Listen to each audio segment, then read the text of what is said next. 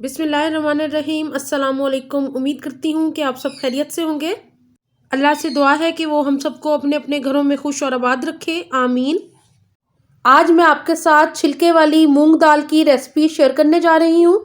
मुझे उम्मीद है कि आपको ये रेसिपी अच्छी लगेगी और आप इसको घर में ज़रूर ट्राई करेंगे। जो चैनल पे नए हैं प्लीज़ वो चैनल को सब्सक्राइब ज़रूर कर लें और साथ ही बेल के आइकॉन को दबाना बिल्कुल ना भूलिएगा नई वीडियोज़ के नोटिफिकेशन के लिए। तो स्टार्ट करते हैं छिलके वाली मूंग दाल की रेसिपी को। यहाँ पे मैंने सब्ज़ मूंग की दाल ली है छिलके वाली और इसको आधा घंटा पहले भिगो दिया था पानी में। अब इसको पकाने की तैयारी करते हैं।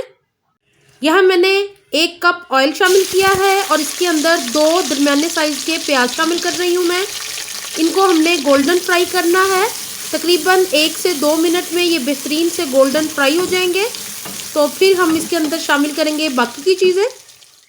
यहाँ प्याज ब्राउन हो गया है। अब मैंने इसके अंदर 2 टीस्पून लहसुन अदरक का पेस्ट शामिल कर दिया है और इसको भी मैं मिक्स कर लूँगी, अच्छे से फ्राई कर लूँगी 1 से 2 मिनट के लिए। लहसुन अदरक को मैंने 2 मिनट तक पका लिया था। अब मैं स्पाइसी शामिल करने लगी हूँ, जिसमें नमक और धनिया 1 टीस्पून है, लाल मिर्च का पाउडर 1 टेबलस्पून और हल्दी ½ टीस्पून ली है मैंने। इनको शामिल कर दिया मैंने और इनको अच्छे से भून लूँगी ताकि मसाले हमारे अच्छे से पक जाएं ऑयल के साथ। मसाला बहुत अच्छे से भुन गया है। अब मैं इसके अंदर दाल शामिल कर रही हूँ जो कि ½ kg ली थी मैंने और इसको शामिल कर दूँगी सारी को। थोड़ा सा इसको भूनेंगे हम। यहाँ अब मैं दाल को भून लूँगी 1 मिनट के लिए।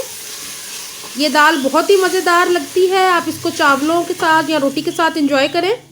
अब मैं दाल के अंदर पानी शामिल कर रही हूँ। तकरीबन 2 गिलास पानी शामिल कर दिए मैंने दाल के और अब इसको प्रेशर कुकर लगा लूँगी 10 से 12 मिनट के लिए ताकि दाल अच्छी सी गल जाए।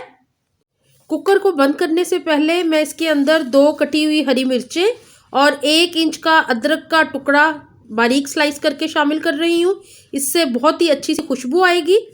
यहाँ पे दाल हमारी पक के तैयार हो गई है। मैंने इसको बहुत ज़्यादा गाढ़ा नहीं बनाया क्योंकि इसको चावलों के साथ हमने एंजॉय करना है। अगर आपको इससे गाढ़ा करना हो तो थोड़ा सा पानी और ड्राई कर लें। दाल को मैंने डिश आउट कर लिया है एक बाउल में और ऊपर से मैं गरम मसाला पाउडर शामिल कर रही हूँ थोड़ा सा। साथ ही मैं कटे हुए हरे धनिया के कुछ पत्ते शामिल करूँगी। धनिया शामिल करने के बाद अब मैं अदरक के बारीक कटे हुए स्लाइसेस शामिल कर रही हूँ, जिससे दाल और भी मज़ेदार लगेगी।